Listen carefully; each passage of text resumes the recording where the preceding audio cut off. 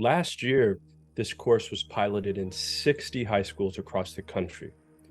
We had hoped to expand it in a second-year pilot, which starts today, to 250 high schools. The demand for this course was off the charts.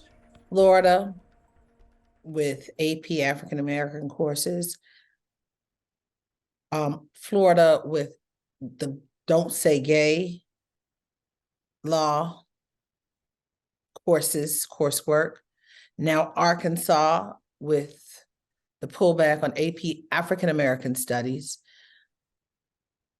Is this coincidence or is this a trend happening? And what is the College Board trying to do about this? I hope this is not a trend. There are 50 states, plus I always say plus Washington, D.C., since that's where I'm from, and Puerto Rico.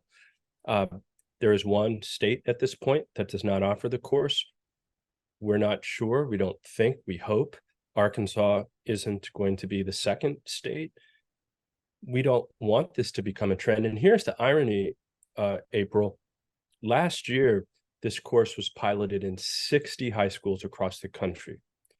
We had hoped to expand it in a second-year pilot, which starts today, to 250 high schools. The demand for this course was off the charts, and we stopped adding schools in the second pilot at 748 because we lacked the capacity to train teachers beyond those 748 schools. So the irony, and something that's not being covered widely in the press, is that the demand for this course is absolutely off the charts.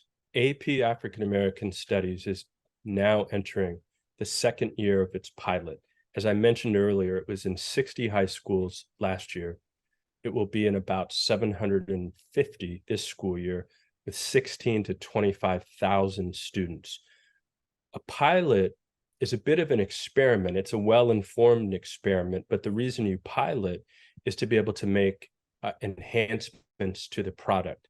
So at some point in the next few months, with data from students, from teachers, and from scholars, there will likely be some changes to the course, some edits based upon input from the most important constituents: teachers, students, and scholars.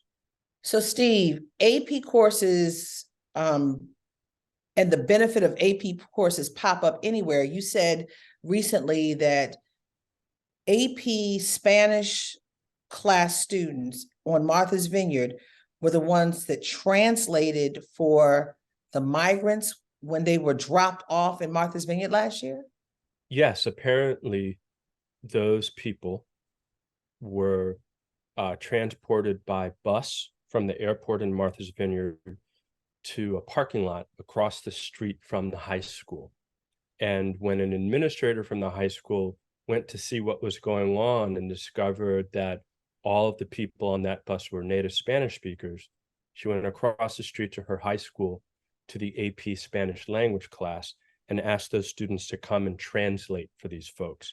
A team of us went and visited with those students last October just to have them describe to us what their experience was. And it was moving, and it was troubling for those students. And part of our message to them was, you don't just take AP courses to boost your GPA and to get college credit, even though those things are important.